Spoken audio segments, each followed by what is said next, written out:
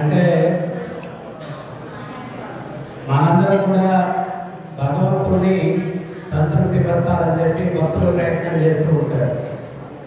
కానీ భగవంతుడు ఎప్పుడు కూడా ఆయనకి పని ఉంటుందంట. ఏం పని అంటే భక్తుల్ని సంతృప్తి పరచడానికి ఆయన ప్రయత్నం చేస్తూ ఉంటారు. ఒకసారి పురంధరదాస కీర్తన పాడతాడు. ఒక భక్తుడు పడుకుని అంటారా కృష్ణుడు కీర్తన చేస్తూ ఉన్నాడంట.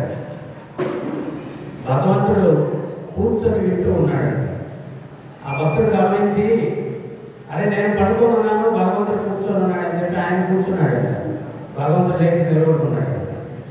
అరే భగవంతుడు లేచి నిలబడుకున్నాడు, నేను కూర్చొని ఉన్నానని చెప్పి నిలబడ్డాడంట. భగవంతుడు నృత్యం చేయడం మొదలు పెట్టాడు.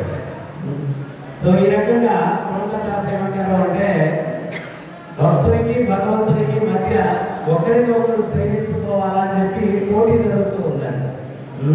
ఒకరొకరు పోటీ పడుతూ ఉన్నారు. సో ఈ రకంగా మనం ఎప్పుడైతే ఆయన హృదయాన్ని అర్థం చేసుకుంటామో, భగవంతుని యొక్క హృదయాన్ని, శ్రీ చైతన్య మహాప్రభు ఎన్నోసార్లు విన్నారు మీరు. శ్రీరంగానికి వెళ్ళినప్పుడు ఒక భక్తుడు ఎవరు మాట్లాడతామా హరే కృష్ణ మాట్లాడుతూ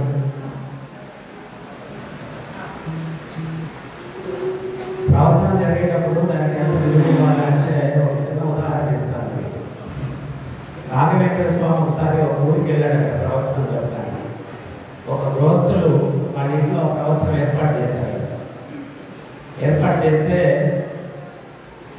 ఆ తల్లిదండ్రులు, ఆ యజమాని, వాళ్ళ భార్య వచ్చిన వాళ్ళందరికీ ప్రసాదాలు ఇవన్నీ ఏర్పాటు చేస్తూ ఉన్నారు. చేస్తూ ఉంటే ఇంతకుముందు అన్నం వండినప్పుడు గంజి గుంటలో పోసేవాడు. వాళ్ళ పిల్లలు ఆడుకుంటూ వెళ్ళిపోయి ఆ గంజి గుంటలో పడిపోయి ప్రాణం వదిలేశాడు. వీళ్ళకి తెలిసింది ఆ విషయం. గురుగారు ప్రవచనం చెప్తున్నారు, ఎన్నో సంవత్సరాల నుంచి మనం వేచి ఉన్నాం ఆయన వస్తానని. ఇప్పుడు నేను పిల్లలు పోయాడని గంగలు పెడితే ఆ ప్రవచనం అంతా డిస్టర్బ్ అయిపోతుంది, చాలా మందికి ఆత్మజ్ఞానం అందకుండా పోతుందని చెప్పి ఆ చిన్నపిల్లవాడి సభను తీసుకెళ్లి గడ్డివాము దగ్గర దాచేసి వీడు వచ్చేసి ఏమీ తెలియనట్టుగా దుఃఖాన్ని దిగమం దుఃఖని వాళ్ళు కార్యక్రమం జరిపించేశారు. అంటే భగవంతుని మాటలు వినేటువంటి అవకాశం అందరికీ దొరకదు. అది జరిగేటప్పుడు మనం చాలా చాలా జాగ్రత్తగా, డిస్టర్బెన్స్ ఏం లేకుండా అందరికీ చెవుల్లో ఆ తత్వం పడేటట్టుగా మనం చూడాలి. ఎందువల్ల అంటే పరీక్షిత్ మహారాజు భాగవతం మొదట్లో చెప్తాడు, ఎండాకాలంలో నదులు ఎండిపోతాయి, అక్కడక్కడ గుంటల్లో నీళ్లు తీరుతాయి, ఆ నీళ్లు కూలిపోతాయి. కృత్రిమంగా ఆ నీటిని శుద్ధిపరచాలంటే కుదరదు. మళ్ళా పెద్ద వర్షం పడి వరద ప్రవహించినప్పుడు ఆ వరదకి ఆ గుంటల్లో ఉన్న ముళ్ళు నీరు కొట్టుకొని పోతుంది. గురువర్య, కృష్ణ కథామృతాన్ని మీ ముఖపద్మముల నుంచి ప్రవహింపజేసి నా కర్ణమున ప్రవేశించి హృదయంలోనికి ప్రవహించినప్పుడు అనాదిగా పేరుకున్న ముళ్ళు ఈ హృదయంలో కొట్టుకొని పోవుగాక. దయచేసి కృష్ణ కథామృతాన్ని మన మనసులో హృదయంలో ఉన్న ముళ్ళు కొట్టుకుపోవాలంటే కృష్ణ కథామృతమే, ఇంకా వేరేది ఏమీ లేదనమాట. సో అందువల్ల మనం దానికి చాలా ప్రాముఖ్యత ఇవ్వాలి, చాలా సైలెంట్ గా ఉండాలి ఎక్కడైనా సత్సంగం జరుగుతుంది అంటే. తర్వాత నేను కూడా ఏంటంటే శుక్రవారం అంటే ఎక్కడన్నా కానీ ప్రతితో రావాలనిపిస్తుంది. ఎందువల్లంటే ఈ 10 నిమిషాల కోసం ఏదో అభిషేకం వస్తారు, నాకు మంచి విషయాలు చెప్తాను. నేను 500 కిలోమీటర్లు డ్రైవ్ చేసుకొని వచ్చాం అన్నమాట ఇక్కడ. సో అందువల్ల దానికి ప్రాముఖ్యత ఇవ్వండి. ఆ దంపతులు ఇద్దరు కూడా పిల్లవాడి శవాన్ని దాచిపెట్టేసి కార్యక్రమాలు జరిపించేశారు. ప్రవచనం అయిపోయిన తర్వాత రాఘవేంద్ర స్వామి దగ్గరికి అందరూ వచ్చి ఆశీస్సులు తీసుకునేదానికి పనులుంటుంటే ఆయన నక్షత్రం వేసి ఆశీర్వాదం చేస్తున్నారు. ఈ దంపతులు కూడా వచ్చారు ఆశీర్వచనానికి. అప్పుడు రాఘవేంద్ర స్వామి అన్నాడు, ఏమా ఇద్దరే వచ్చారేంటి, పిల్లలు కూడా తీసుకురండి అన్నాడు. స్వామి పిల్లలు ఎక్కడో దూరంగా ఆడుకుంటున్నాడండి, మాకు ఆశీర్వచనం చేసేయాలి. లేదు లేదు, పిల్లవాడిలో తీసుకురండి, కుటుంబ సమేతంగా ఆశీర్వచనం చేస్తానన్నాడు. లేదు స్వామి చాలా దూరంగా ఉన్నాడు అని చెప్పి చెప్తారు. లేదమ్మా వాడిలో ఖచ్చితంగా తీసుకురండి అంటే అప్పుడు ఓన్న ఏడుస్తూ జరిగింది చెప్తాను. అప్పుడు దాకా చెప్పలేదు. అప్పుడు రాఘవేంద్ర స్వామి అన్నాడు, తీసుకురండి అన్నాడు. నేను వెళ్ళి ఆ శవాన్ని తీసుకొని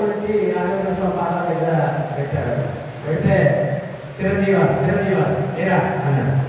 ఆయన చిరంజీవి అని అక్షంతలు అనేసరికి ఆయన వేసి కూర్చున్నాడు. తర్వాత అక్కడికి వచ్చిన కొంతమంది ఉన్నారు, ప్రతిదీ వంక చూడడానికి రెడీగా ఉంటారు నెగటివ్గా. సో వాళ్ళు వీళ్ళు ఈ గృహస్థులు గురువు గారు పెద్ద డ్రామా చేశారు, పోయినోడు ఎక్కడ ఉంటాడు, ఇదేదో పెద్ద డ్రామా అని చెప్పి ఈయన కథేందో గురువు గారి కథేందో వేచాలని చెప్పి ఆయన ప్రవచనం అయిన తర్వాత ప్రసాదం తీసుకొని ఆయన వాళ్ళకి తీసుకెళ్తున్నారు రాఘవేంద్ర స్వామి. దానిలో వీళ్ళు ఏం చేశారంటే వాళ్ళిద్దరిలో ఒకటి కుమారుని ఆ రోడ్డు ఒకరితో పెట్టేసి ఒక దుప్పటి ఒకటి కప్పేసి పరిగెత్తుకుంటూ రాఘవేంద్ర స్వామి గురుగారు మా పిల్లలు పోయాడు వచ్చేసరికి అప్పుడు రాఘవేంద్ర స్వామి పోయాడా, పోయినోడు ఎక్కడ వస్తాడా, పోయిలే అన్నాడు. అప్పుడు వీళ్ళు చూసారా ఈ కథ బయట పెట్టేశాం, ఎక్కడ పోయాడు, దుప్పటి తెలియదా అన్నాడు, ఎక్కడ వేస్తున్నాడు పోయాడు అడిపోయాడు. అప్పుడు మేము రాఘవేంద్ర స్వామి పాదాలు పడిపోయి అయ్యా మేము ఏదో ప్రేక్షించాలని మేము చేసాము, క్షమించండి వేడుకుంటే అప్పుడు రాఘవేంద్ర స్వామి అలా గ్రహిస్తూ చేశారు. సో ఈ రకంగా భగవద్భక్తులు భగవంతుడికి చాలా ప్రియంగా ఉంటారు. వాటిని మనం నెగటివ్గా మనం చూడడానికి ప్రయత్నం చేయకూడదు. తర్వాత ధర్మ ప్రచారానికి మనం ప్రాముఖ్యత ఇవ్వాలన్నమాట. అది చాలా చాలా ముఖ్యమైనటువంటి అంశం. ఈరోజు దేవాలయాలు ఎన్నో ఉన్నాయి, కానీ మన ధర్మం వెనక్కి వెళ్ళిపోవడానికి కారణం ఏంటి అంటే ఏ దేవాలయంలో కూడా ధర్మం గురించి ప్రచారం జరగట్లేదు, భగవంతుడి యొక్క గొప్పతనం గురించి చెప్పట్లేదు. ఏదో పోతున్నాం అర్చన చేయించుకుంటున్నా లేదా స్తోత్రం చేయించుకున్నా ఏదో మనం ఏదో మంచి జరుగుతుంది, అందరికీ పాపాలు ఎక్కువ చేస్తున్నారు కాబట్టి గుళ్ళు ఎక్కువ పోతున్నారు అనమాట. ఎందువల్ల అంటే అక్కడ పోతే ఏదో మంచి జరుగుతుంది, భగవంతుడు మనం వేడుకున్నాం, నేను చేసిన పాపాల నుంచి మనం రక్షించడం ఏదో ఒకటి, అంతేగాని నిజమైన భక్తిలో ఎవరు వెళ్ళట్లేదు. నేను తిరుపతిలో ఉన్నాను, తిరుపతిలో అక్కడ కపిలేశ్వర భగవాన్ బ్రహ్మోత్సవాలు జరుగుతూ ఉన్నాయి. నేను బయలుదేరి వస్తూ ఉంటే ఊరేగింపు వస్తూ ఉన్నాను అనమాట. ఈ గవర్నమెంట్ చేతుల్లోకి దేవాలయాలు వెళ్ళిపోవడం వల్ల ప్రచారం లేదు, భక్తి లేదు, ఏం లేదు. అందరూ ఎంప్లాయీస్ అక్కడ పోరాటం అనే వాళ్ళు అందరూ పేమెంట్కి వచ్చిన లేదనమాట. ఒక్కళ్ళ భక్తి కనిపించట్లేదు. భగవంతుడు ఊరేగింపు వస్తుంది, టీ తాగుతున్నారు, బిస్కెట్ తింటున్నారు, అది ఆయన ముందారు. ఆ స్వామిని భక్తితోటి ఆ కీర్తనలు చేసుకుంటూ భజనలు చేసుకుంటూ తీసుకెళ్ళాలి కదా, అదేమీ లేదు. ఎవరు పడుతుంది ఏ ఒక గంట సేపు ఊరేగింపులో టీ తాగిపోతే చచ్చిపోతాం అయింది. సో ఆ టీ తాగే వాళ్ళు తీసుకెళ్ళి అంటే దేవాలయాల్లో ప్రచారం జరగట్లేదు, భక్తులు ఉండట్లేదు. ఇంతకుముందు ఆ దేవాలయాలన్నీ కూడా భక్తితో పెట్టారు, భక్తితో భగవంతుడిని సేవిస్తున్నారు. కొన్ని వందల వేల మంది భక్తులు ఉదయం నుంచి సాయంత్రం దాకా కైంకర్యాలు నిమగ్నమవుతూ ఉన్నారన్నమాట. ఇవన్నీ కూడా పోయినాయి. అట్లీస్ట్ ఇస్కాన్ ఒక దాంట్లో స్వామి ప్రభుపాదుల వారి సంకల్పం ప్రతినిత్యం ప్రచారం జరగాలి ఇక్కడ అనేటువంటి సంకల్పం ఆయన చేశారు. కాబట్టి ఈ రోజు ప్రపంచవ్యాప్తంగా ప్రచారం జరుగుతుంది. ఈ రోజు రోజుకి కొన్ని వేల లక్షల మంది భక్తులు తయారవుతూ ఉంటారు. అందువల్ల మనం ఏంటి అంటే ప్రభుపాదుల వారు చెప్పారు, టెంపుల్ ఇన్ ద ప్లేస్ గా కానీ జ్ఞానానికి కూడా లేదు, ఇక్కడ జ్ఞానం మనకి ఇవ్వాలా. ఆ జ్ఞానం కూడా ఏంటి అంటే అది చాలా గొప్పది. ఒక శిష్యుడు ప్రభుపాదుల వారి దగ్గరికి వచ్చి అడుగుతారు, ఉత్తమమైన దానం ఏంటి గురువు గారు అంటారు. అప్పుడు ప్రభుపాదుల వారు చెప్తారు, సావులేంటి నువ్వు దానం చేయాలి, ఉత్తమమైన దానం అంటారు. మరి సావులేంటి ఏంటి గురువు గారు అంటారు. అక్కడేం అర్థం కాదు. అప్పుడు ప్రభుపాదుల వారు చెప్తారు, భోజనం పెట్టి ప్రసాదం అరిగిపోతుంది, డబ్బులు ఇవ్వు ఖర్చు అయిపోతుంది, బట్టి ఇవ్వు చిరిగిపోతుంది, కానీ జ్ఞానం ఇవ్వు వారు చచ్చే వరకు ఉంటుంది. సో ఆ జ్ఞానదానం ఇప్పుడు జనాలందరూ కూడా మనం చూస్తూ ఉన్నాం, కష్టాలు అనుభవిస్తున్నారు. ఎవరికన్నా వాడు కష్టంగా కనిపించినప్పుడు ఎవరికన్నా మనం ఏమంటాం చెప్పండి, మన నోట్లో నుంచి ఏమవసరం చెప్పండి, అయ్యో పాపం. వాడు కష్టపడుతుంటే అయ్యో పాపాన్ని కవితకు వచ్చింది ఇది నోట్లో నుంచి అంటే వాడు పాపం చేశాడు కాబట్టి కష్టం అనుభవిస్తున్నాడు. దానికి అర్థం అది. అయ్యో పాపం అంటే వాడు చేసిన పాపాన్ని కూడా కష్టం అనుభవిస్తూ ఉన్నాడు. మరి నువ్వేం చేయాలా? వాడు పాపం చేయకుండా చూడాలి. సత్సంగం ఏం చేస్తుంది? వ్యక్తుల్ని పాపం చేయకుండా చేస్తుంది. Prevention is better than cure. Prevention is better than cure. So మనం ఏంటి అంటే సత్సంగం వల్ల వాడిలో సద్భావం వచ్చేటట్టు, సత్కర్మలు వచ్చేటట్టు చేసేటట్టుగా చేస్తాం. గురువులు చేసే పని అదే. దానివల్ల ఏమవుతుంది? అది పాపం చేస్తే కష్టం వస్తుంది, పాపమే చేయకపోతే కష్టం ఎందుకు? చాలా మందికి అర్థం కాదు. భక్తి దేనికయ్యా, గుళ్ళు దేనికయ్యా, ఈ ఉపన్యాసాలు దేనికయ్యా, అనే మూర్ఖ, ఇంతకు ముందు రోజుల్లో రాజేశ్వరి పిచ్చోడై కాదు, ఒక సమాజం ఏర్పడింది అంటే దేవాలయం కట్టేటువంటి వారు. దేవాలయం ఎందుకు కట్టేవారు? అక్కడ ఇట్లాగా ధర్మం గురించి ప్రచారం జరిగితే ఆ ప్రజలందరూ చుట్టుపక్కల నుంచి ఆ కార్యక్రమాల్లో పాల్గొని వాళ్ళలో నీతి, ధర్మం, పవిత్రత ఇవన్నీ వచ్చి పాపాలు చేయకుండా ఉండడం వల్ల ఆటోమేటిక్ గా ఆర్డర్ కంట్రోల్లో ఉండేది ఆ సొసైటీలో. ఇది రహస్యం. దేవాలయాలు రాజులు ఎందుకు కట్టేవాళ్ళంటే దీనికోసం. వాడిగా ఒక పక్క మోక్షానికి మార్గాన్ని చూపించడం కోసం, ఇక్కడ ఉన్నంత వరకు కూడా పాపం వల్ల చేయకుండా ఉంటే, మనము పాపం చేసేవాడిని బెదిరిస్తే తుపాకి తీసుకుని వాడు తుపాకి తీసుకుంటాడు. అదేదో జరుగుతూ ఉంది. అట్ట కాదు, ప్రభుత్వం వాళ్ళు చెప్పారు, స్వార్థ ఆఫ్ నాలెడ్జ్, జ్ఞానమన్న కట్టంతో వాడిలో ఉండే అజ్ఞానాన్ని తొలగించాలా, జ్ఞానమన్న కట్టంతో వాడిలో ఉండే అజ్ఞానాన్ని తొలగించాలా. సో అందువల్ల ధర్మ ప్రచారం జరిగినప్పుడే సమాజంలో శాంతి ఉంటుంది. 20 మొక్కల్ని ప్రభుత్వం వాళ్ళు చెప్పారు, వెంట పెట్టి సైలెన్స్ ప్లీజ్ నవ్వించాలని కోర్టు పెట్టి ఉపయోగం లేదు. మొక్కలు కాపాడుకుంటే మనిషిలో ఉండే మృగత్వం, మనిషిలో ఉండే రాక్షసత్వం పోనంత వరకు సమాజంలో శాంతి లేదు. అది పోవాలంటే దానికి ఔషధం ఏంటి అంటే భక్తి. అదే ఔషధం, ఇంకా వేరే ఔషధం ఏం లేదు. మనిషిలో మృగత్వం పోవాలన్నా, మనిషిలో రాక్షసత్వం పోవాలన్నా, అటువంటి మృగత్వం, రాక్షసత్వం అయినటువంటి వ్యక్తులకు ఆయన దాసుడు అయిపోతాడు, భగవంతుడు దాసుడు అయిపోతాడు, భగవంతుడు దాసుడు అయిపోతాడు. శ్రీపాద రామానుజాచార్యులు వారు అదే శ్రీరంగంలో చైతన్య మహాప్రభు అయినప్పుడు భక్తుడు భగవద్గీత తార్కికంగా పెట్టుకొని ఉన్నాడు. కళలో నీళ్లు కాలుస్తున్నాడు. అక్కడ పండితులందరూ వెంటకారం చేస్తుంటారు, వీడు భగవద్గీత పట్టుకోవడం రాదు, ఏదో అప్పుడు కళలో నీళ్లు కాలుస్తున్నాడు. అప్పుడు చైతన్య మహాప్రభు ఆయన ప్రయత్నం అయితే, మా గురువు గారు భగవద్గీత చదువుకున్నారు, అయితే నాకు చదువు రాదు, మరి కళలో నీళ్లు కాలుస్తున్నావు, చదువు రాకపోతే అన్నాడు. అప్పుడు అతను అన్నాడు, స్వామి నాకు చదువు రాకపోయినా భగవద్గీత చేతిలో తీసుకున్న తక్షణమే ఒక సత్యం అర్థమవుతుంది. ఏంటి ఆ సత్యం అంటే, అఖిలాండ కోటి బ్రహ్మాండ నాయకుడు భగవంతుడు తన భక్తుల్ని సంతృప్తిపరచడానికి అతి నీచమైన వరసారథి స్థానాన్ని స్వీకరించాడే. భక్తుల కోసం ఏ స్థాయికి దిగజారడానికి నా సిద్ధమవుతాడు ఆ భగవంతుడు. అది భగవద్గీత చేతిలో తీసుకున్న తక్షణమే నాకు అర్థమవుతుంది. అందువల్ల ఆ భగవంతుని మహోన్నత హృదయం అర్థమయ్యి కళలో నేను పెట్టుకుంటున్నాను అన్నాడు. అప్పుడు చైతన్య మహాప్రభు చెప్పారు, భగవద్గీత చదివితే ఏదైతే అర్థం కావాలో చదవకుండానే నువ్వు అర్థం చేసుకున్నావు. భక్తుల కోసం ఏం చేయడానికి భగవంతుడు సిద్ధంగా ఉన్నాడని నీ జన్మ ధరించింది అని చెప్పి కమలహస్తాలతో చైతన్య మహాప్రభు ఆశీర్వదించారు. మనం గుళ్ళకు వెళ్ళి పూజలు పురస్కారాలు ఊరికి అంటే సోమవారం పూజ చేస్తే మంగళవారం ఆపే జరుగుతుంది. ఇది కాదు కావాల్సింది, భగవత్ సేవలో మనల్ని కైంకర్యం చేసుకొని మన చైతన్యంలో మార్పు తెచ్చుకోవాలా. మార్పు తెచ్చుకుంటే ఆయన మనకు ఎవరో ఒక రాజు ఆయన ప్రజలు పరామర్శించడానికి 3 రోజులు తిరుగుతున్నాడు. ఆయన అన్నాడంట, అందరికీ కోరికలు ఎవరు ఉంటే కోరుకోమన్నాడు. అందరినీ. ఒకడు వచ్చాడు, ఆయన పిల్లలు లేదంటే ప్రజలే పిల్లలు అనుకున్నాడు. ఒకడు వచ్చాడు, నాకు ఇల్లు కావాలన్నాడు, ఇల్లు పొగ కావాలన్నాడు. ఒకడు వచ్చాడు, వాడు జస్ట్ మీరు తినేవాడు. వాడు వచ్చి నీకేం కావాలంటే నాకు ఏమీ ఉంటుంది, ఒక్కరోజు రాజుగారిని మా ఇంట్లో ఆతిథ్యానికి పిలుచుకోవాలనుకుంటున్నాను, ఆయన ఒక్కరోజు సేవ చేసుకోవాలనుకుంటున్నాను, నాకు ఇంకేముంటుంది. రాజుగారు అందరూ ఇల్లు కోరుకున్నారు, పొలాలు కోరుకున్నారు, డబ్బు కోరుకున్నారు, అన్ని కోరుకున్నారు, మీరు మాత్రం నాకు ఆతిథ్యం ఇవ్వాలని కోరుకుంటున్నాడు. మంత్రి పిలిచి పలా రోజు వెళ్తున్నాడు, ఇంటికి ఏర్పాటు చేయమన్నాడు. మంత్రి అక్కడికి వెళ్ళాడంట. వెళ్తే వాడు చిన్న పూరి కూర్చాడు. రాజుగారు వచ్చి ఇక్కడ ఎక్కడ ఉంటాడు అని చెప్పి వాడిని వాడి కుటుంబాన్ని గెస్ట్ హౌస్ లో కొనుగోలు అని చెప్పి రాజుగారు ఇచ్చిన డేట్ లోపల అక్కడ మినీ ప్యాలెస్ కట్టేశారు. రాజుగారు వస్తే అనువుగా ఉండేటువంటి ఫర్నిచర్ ఏర్పాటు చేశారట. అన్ని వస్తువులు రాజుగారికి తగ్గట్టుగా ఏర్పాటు చేశారట.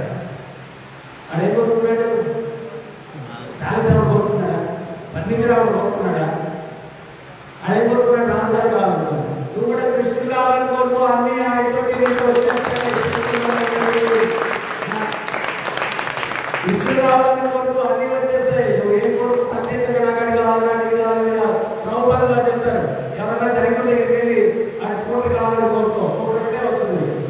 సైకిల్ కావాలని కోరుకో, సైకిల్ ఒకటే వస్తుంది. కారు కావాలని కోరుకో, కారు ఒకటే వస్తుంది. వాడే కావాలని కోరుకున్నా ఉంటే అన్ని వచ్చేస్తాయి నీకు అన్ని సింపుల్గా. సో అందరికీ అభయం ఇచ్చే ఆ భగవంతుడు ఆయన నాతో ఉండాలని కోరుకుంటే ఇంకే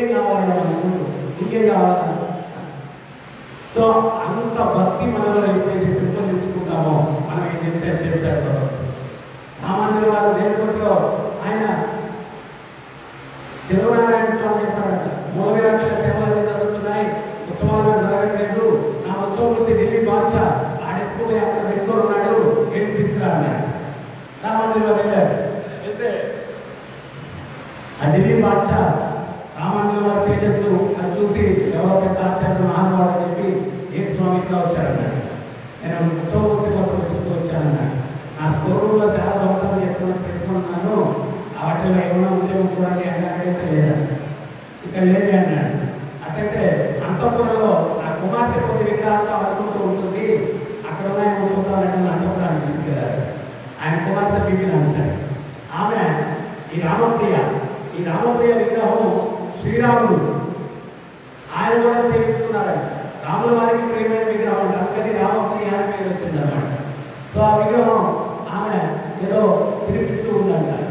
అప్పుడు ఈయన బాద్షా చెప్పాడంట, రామాంజలి గారు ఆ విగ్రహాన్ని చూపించారు. అమ్మా ఆయన విగ్రహం కోసం వచ్చారు చేయమ్మా అంటే ఆ బీజంజలు గట్టిగా ఆలయం తీసుకొని నా స్వామి నేను ఇవ్వను అని అనేసరికి ఏం చేయాలో అర్థం కాదు.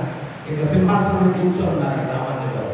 కూర్చోనంటే మీరు పిలవండి వస్తే తీసుకెళ్ళండి అన్నాడు. మీరు పిలవండి వస్తే తీసుకెళ్ళండి. రామాంజలి గారు త్వరకి తట్టి వాడా చల్లపిల్ల వాడా అన్నాడు. ఆరా చిలిపిట్లు కూడా రాపోదాం అన్నాడు. ఆయన త్వరగట్టి పెంచేసరికి ఆ విగ్రహం ఎదుగుకుంటూ వచ్చి రామాంజలి ఉత్తరం మీద కూర్చున్నాడు. పిలవమన్నారు, పిలిస్తే తీసుకెళ్ళమన్నారు, పిలిచాను వచ్చాను తీసుకెళ్తున్నాను అని తీసుకెళ్ళాడు.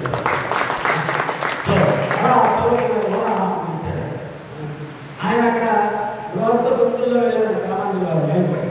అలా సన్యాసి దుస్తులు వేసుకోవాలని చెప్పంటే అప్పుడు అడగలు అన్నారంట, మన సంప్రదాయంలో పుత్రులు లేకుండా సన్యాసం తీసుకునేదానికి లేదు అంటే అప్పుడు ఎంత సీరియస్ అంటే ఎవరో ఇంట్లో పుత్రులు లేకుండా ఏం సన్యాసం తీసుకుని వెళ్ళిపోతే భార్య మిగిలిన పిల్లలు వాళ్ళంతా సంఖ్యేది పుత్రుడు ఉండాలి చూసుకునేవాడు, అప్పుడే సన్యాసం తీసుకోవాలి.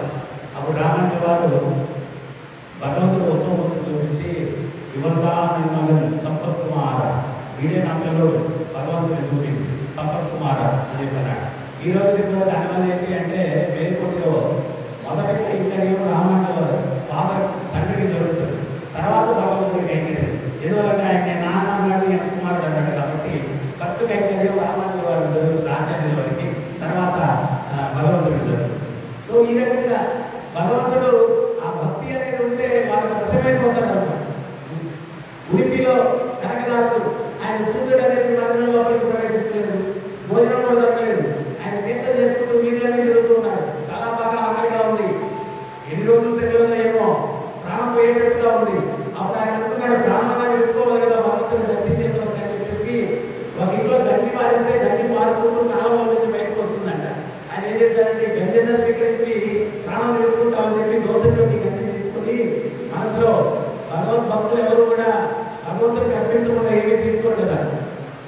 ద్రౌపది వారి గురువు గారు 5 సంవత్సరాల వయసులో ఇంట్లో పరిగెత్తుకుంటూ వచ్చారంట. టేబుల్ మీద మామిడి పండు పెట్టున్నారు. ఆయన ఒక పండు తీసుకున్న నోట్లో పెట్టేసుకున్నారు. వాళ్ళ తండ్రి వచ్చి చెప్పారు, అరే భగవంతుడికి కైంకర్యం చేయకుండా తెలియసావా అని చెప్పారు. ఆ రోజు 5 సంవత్సరాల వయసులో ప్రతిజ్ఞ చేశారంట, భగవంతుడికి కైంకర్యం చేయకుండా నేను నోట్లో పెట్టుకున్నాను కాబట్టి నా జీవితంలో మామిడి పండు నేను ఉంటాను అని చెప్పి ఆయన జీవితంలో ఎక్కువ మామిడి నాన్నగారైతే ఒట్టు తీసుకెళ్ళి మీరు పెట్టారు. సో అట్లాగా ఈయన ఆయన గది తీసుకొని మనసులో కృష్ణార్పణం అని చెప్పి ఆ ఉడిపి కృష్ణుడికి అర్పించుకున్నాడు. అప్పుడు వాదిరాజ స్వామి ఆయన పీఠాధిపతిగా ఉన్నాడు. ఆయనకి పర్యాయం అక్కడ 2 సంవత్సరాలకు ఒక్కొక్క ఆశ్రమాలు ఉంటాయి. ఒక్కొక్క సన్యాసిని 2 సంవత్సరాలు భగవంతుని స్వయంగా సేవించుకునే అవకాశం, దాన్ని పర్యాయం అంటారు. ఈ వాదిరాజ స్వామి పర్యాయం చేస్తున్నాడు. అప్పుడు ఆయన వచ్చి మధ్య ప్రమాణాలు భగవంతుడు నైవేద్యం పెట్టారు. పెడితే స్వామి అన్నాడంట, నాకు ఆకలిగా లేదు. ఏంటి స్వామి ఆకలిగా లేదంటారు? అదే ఆడు కనకాలు ఉన్నాడు చూసావా, ఆడు ప్రేమతో గెంజి అర్పించాడు, కడుపు నిండా తాగేశాడు, నాకు ఆకలి లేదు. అదేంటి స్వామి గెంజి తాగలేదు స్వామి, మరి వాడు ప్రేమగా అర్పించాడు, ప్రేమగా అర్పిస్తే ఏమైనా స్వీకరిస్తాను నేను గెంజి తాగేశాను, ఈరోజు నాకు వద్దన్నాడు. మరి ఇదేంటి స్వామి అంటే లేకపోతే పని చేయండి, నాకు మీరు ఇచ్చే పంచపక్ష నైవేద్యంతో పాటు ఒక గ్లాసు గంజి కూడా నైవేద్యంగా పెట్టండి. ఎందువల్లంటే కనకదాసు కోసం నేను గంజిని స్వీకరించాలని భవిష్యత్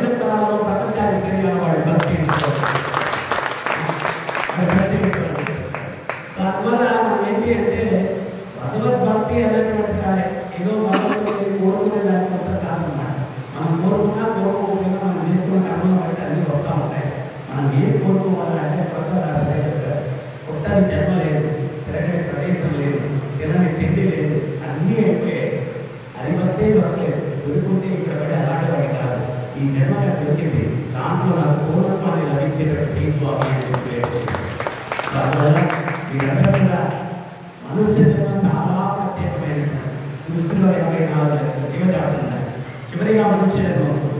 దీని ఉద్దేశం ఏంటి అంటే జన్మ, మృత్యు, ముసలితనం, వ్యాధి అనేటువంటి దుఃఖాలు ఉన్న ఈ ప్రపంచం నుంచి శాశ్వతమైన పరిష్కారం వెతుక్కునే దానికోసం ఈ మనుష్య జన్మ. సో దీనిని దానికోసం వినియోగించాలి.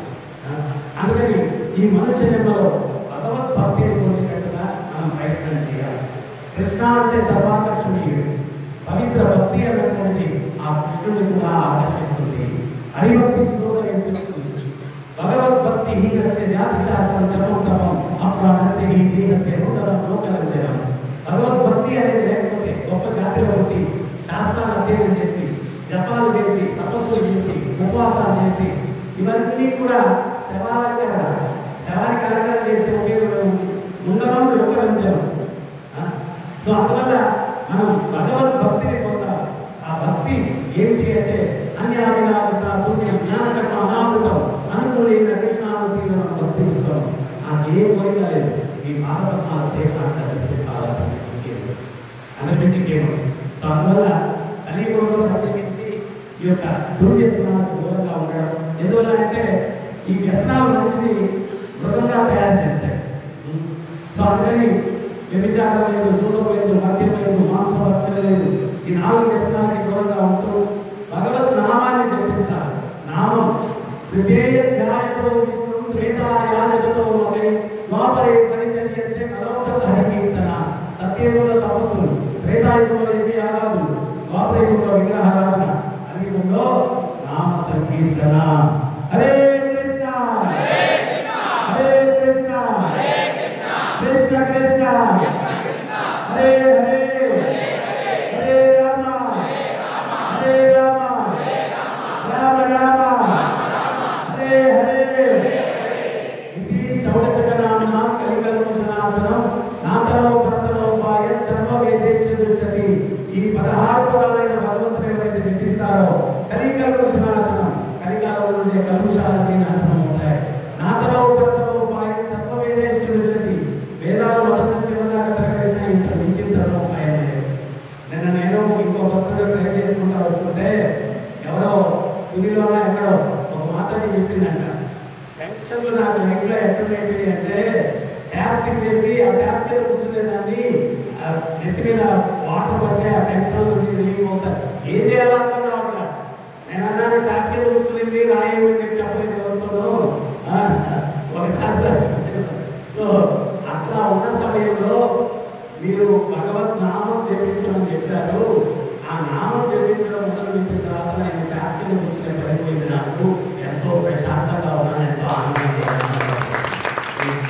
అందువల్ల ఇంకొకటైనా మొదలు భారాలు ఉంటే పట్టించుకోవాలంటే ట్యాప్తో పర్లేదు, భగవద్ నామం చెప్పేసాను. ఎంతమంది చేపిస్తారు? హరే కృష్ణ హరే కృష్ణ కృష్ణ కృష్ణ హరే హరే హరే రామ హరే రామ రామ రామ హరే హరే. ఇంతకు ముందు మనుషులా ఉండేవాడు. ఇంగ్లీష్లో కూడా యోగం ఏంటంటే వైష్ణవ అంటారు, విచక్షణ జ్ఞానం కలిగి ఎంతో ఇళ్ళకి తలపుండేటి కాదంట. ఏదో అంటే ఎవరు దొంగతనానికి వచ్చేవాళ్ళు ఈరోజు తీసుకుంటే ఇంకో నాకేళ్ళు తీసుకుంటారు దేవస్థానం, ఎవరు తప్పించుకోలేదు. సో అందుకని చెప్పి వాళ్ళు ఎవరో దొంగతనాలు దోపిడి. ఇప్పుడు ఏంటి అంటే మనుషుల స్ట్రెస్ ఎక్కువ ఎందుకుంది అంటే ఎవరిలో ప్రిన్సిపల్స్ లేవు. మనుషులు మృగాల్లాగా ఉన్నారు. ఎవరు ఎప్పుడు ఎట్లా ప్రవర్తిస్తాడో తెలియదు. సో అందుకని చెప్పి మనిషికి టెన్షన్గా ఉంది. సో అందువల్ల ఇంకొక చిన్న ఉదాహరణ చెప్పి నేను ముగిస్తాను. ఒకసారి నేను హైదరాబాద్లో ఉపన్యాసం ఇస్తే ఇద్దరు దంపతులు వచ్చారు. భార్య భర్త మీద కంప్లైంట్ చేస్తారు. స్వామి ఈయన పడుకుంటాడు, నిద్రపో స్వామి అని చెప్పి దొరుకుతూ ఉంటాడు. నేనంటే ఏమయ్యా అని చెప్పి ఎందుకు పట్టుకొని ఉంటావు అంటే రోజంతా వ్యాపారంలో టెన్షన్స్ ఉంటాను, నేను ఎక్కడ వస్తాయి ఇది గుర్తొస్తాయి అని చెప్పి నిద్రపడట అని చెప్పి పట్టుకొని దొరుకుతూ ఉంటాడు. అప్పుడు నాకు సోదర కీర్తన వచ్చింది. కృష్ణ నరుడి జన్మెత్తిన తర్వాత 4 రోజుల తర్వాత కృష్ణ కృష్ణ కృష్ణ కష్టపడి కృష్ణ కృష్ణ అని ఎవరైతే నామం చేస్తారో కష్టాలు ఎక్కువగా ఉండవాడు అప్పుడు అని చెప్పి రాసిన అవసరం లేదు. కానీ మనకేంటంటే లైఫ్ అంతా ఆనంద స్వామి ఎంత వదిలేస్తే బాధగా వదిలేయాలంటే ఏం చేయాలా? మన పూర్వీకులు ఏం చేశారు? ఉదయం పూజ చేసుకొని భగవంతుని సేవించుకొని కలిపి వెళ్ళేవాడు. సాయంత్రం ఎంత పూజ చేసుకొని ప్రిపేర్ అయ్యేలా కానీ ఎవరో ఒకటి డిస్టర్బ్ చేసేవాడు ఉంటాడు. సాయంత్రం అవగానే 6 గంటలకు ఇంటికి పూజ చేసేసి ఇంతకు 5-6 తినేసేవాడు.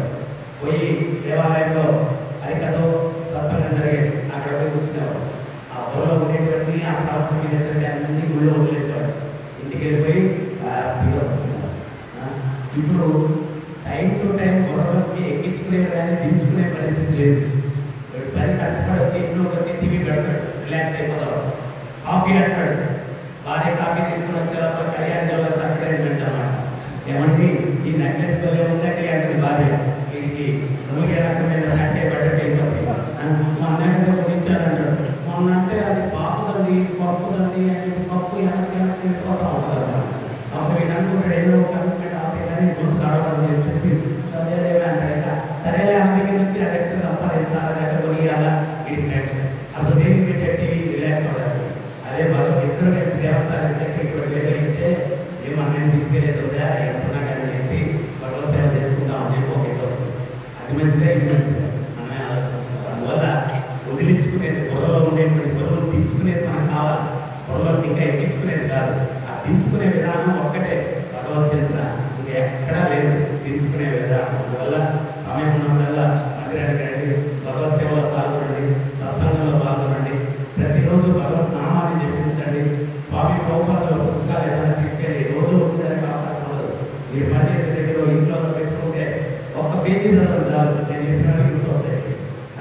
అప్పుడు కూడా మనసు ప్రశాంతంగా అవుతుంది. సో అందువల్ల ఆయన పుస్తకాలు కూడా కొనుక్కొని మీ ఇంట్లో పెట్టుకొని ప్రతినిత్యం నామం చేయండి. ఒకసారి అర్థం చెప్పండి నామం. హరే కృష్ణ హరే కృష్ణ కృష్ణ కృష్ణ హరే హరే హరే రామ హరే రామ రామ రామ హరే హరే. ఏంటంటే నామం చేయండి అంటే మనం ఖచ్చితంగా చేయాలి. మా తాతగారు చేసేవారు, మా తాతగారు చేసేవారు అంటే కుదరదు, పని అవ్వదు. ఆయన రోజు చేశాడు, మనం రోజు చేస్తేనే కడుపు పెట్టుకుంది. సాధన అంటే ఏంటి అంటే శరీరానికి ఆహారం, ఆత్మకు ఆహారం ఏంటి అంటే సేవ, పరమాత్మ సేవ. ఆత్మ సంతృప్తి కలగకపోతే మనసు నిలవదు. సో అందువల్ల ఆత్మకి ఆహారం పరమాత్మ సేవ అది ఇవ్వండి, అప్పుడు శాంతిస్తాడు. అది ఇవ్వకుండా మా తాతగారు చేశారు నేను ఎప్పుడో చెప్తుంటారు కదా, ఎవడో కొనడానికి ఋషికేశ్లో గంగలో స్నానం చేయడానికి వెళ్ళాడు. నీళ్ళు 5 స్నానం ఉంటాయి, వాడు చేయి పెడితే వేళ్ళు నీళ్ళుకుపోయేది. వాడు ఏం చేశాడు, ఈ చదువు ఏ స్నానం చేస్తామని మన నేను కూడా చాలా వ్యాప్తం తీసుకెళ్ళారు భక్తులు. అందరూ కూడా ఆ చలికి ప్రభు నీళ్ళు చల్లుకుంటే అయిపోతుంది ప్రభు, ప్రభు చాలా చలిగా ఉన్నట్టు ప్రభు అంటే అందరూ ఇంటి జనానికి వెళ్తున్నారు, ఎవరు ముందు రావట్లేదు. కాదు అని చెప్పి నేను బట్టలని టవల్ కట్టుకొని వెళ్ళిపోయి ముగేసాను. అది నేను మూడమైన బస్సులో వచ్చింది సో అట్లాగా చేసేసరికి వెళ్ళిపోయి వాడు ఏం చేసే టవల్ నేల వేసి టవల్ పెట్టేసి టవల్ స్నానం నేను స్నానం టవల్ స్నానం నేను స్నానం 3 సార్లు చేశాను.